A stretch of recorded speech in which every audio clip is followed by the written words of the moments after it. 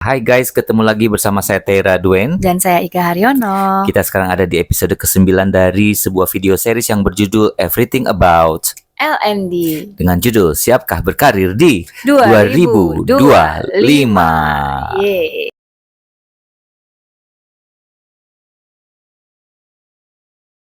Yeay. Nah, siapkah Tera untuk berkarir dan berjuang di 2025 versi Teddy Irawan? Kalau aku sih merasa siap ya. Kamu mah selalu siap ya? Merasa gimana siap. senyumnya?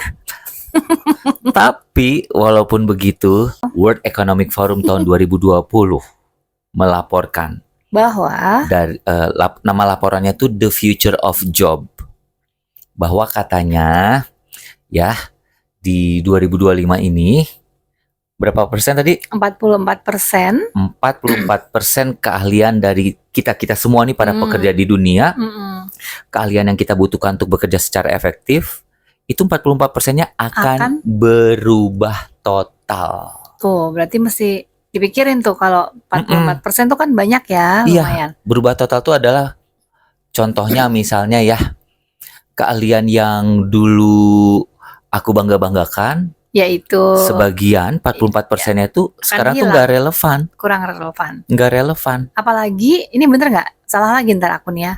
Apalagi semenjak pandemi, bukan?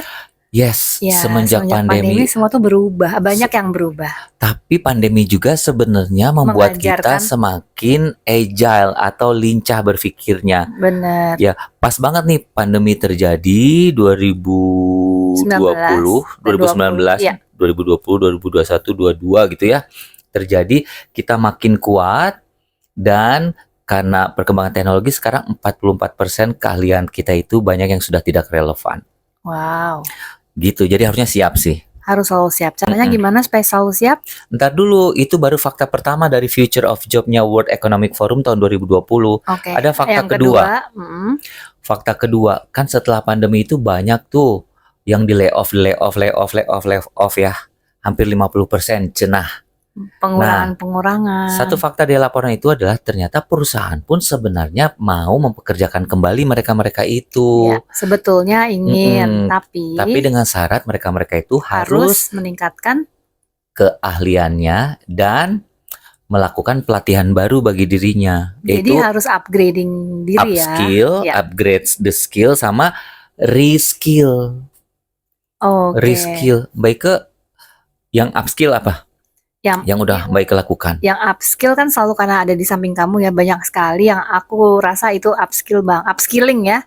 Dari melakukan bikin slide, baru mau ngomong bikin PPT aja, sesimpel itu aja ya. Aku udah upskill udah bikin banget, sendiri ya. Udah bikin sendiri dan mengikuti perkembangan zaman. Karena menurut aku slide yang menarik itu akan lebih menjual. Ya, lebih menjual. Itu salah satunya. Reskilling aku ya, baik ke upskilling itu. Kalau aku reskilling tuh, aku tuh kayak gini, keahlian-keahlian yang lama dulu tuh pokoknya udah aku lupain, bahkan sampai nama perusahaan kita aja kita ganti. Berubah, ganti. Yang tadinya Millennial Trainer Indonesia, karena sekarang udah kata milenial itu udah nggak relevan, kita ganti jadi LND Indonesia. Dan di dalamnya tentunya ada keahlian-keahlian baru yang kayaknya tuh yang dulu tuh nggak kepikiran sama kita bakalan kita lakukan, seperti web development, kemudian AI. Apalagi sekarang ada kita AI. Mencoba reskilling dari sisi itu. Seperti itu. Nah, dari sisi perusahaan sendiri, yang tadi katanya ingin merehire, tapi mereka ngerasa bahwa aduh kok talent-talent yang ready itu kayaknya langka ya. Itu kenyataan berikutnya tuh, seturunan dari si Future of Job itu. Perusahaan merasa, talent yang ready tuh langka. Nggak sesuai ekspektasi dan nggak sesuai requirement ya. Betul, makanya sekarang banyak perusahaan yang fokus pembelajarannya itu, aktivitasnya tuh lebih ke bagaimana menciptakan workforce readiness. Workforce readiness. Angkatan kerja yang siap tempur. Siap pakai dan siap tempur. Nah, ini implikasinya ke kita semua sebagai pejuang karir. Apa aja Mbak Ika yang harus kita lakukan? Yang pertama harus terus belajar, bener nggak? Oke loh. Iya dong. Nomor satu itu, kalau menurut aku juga sama. Yang kedua menurut Teddy Irawan apa?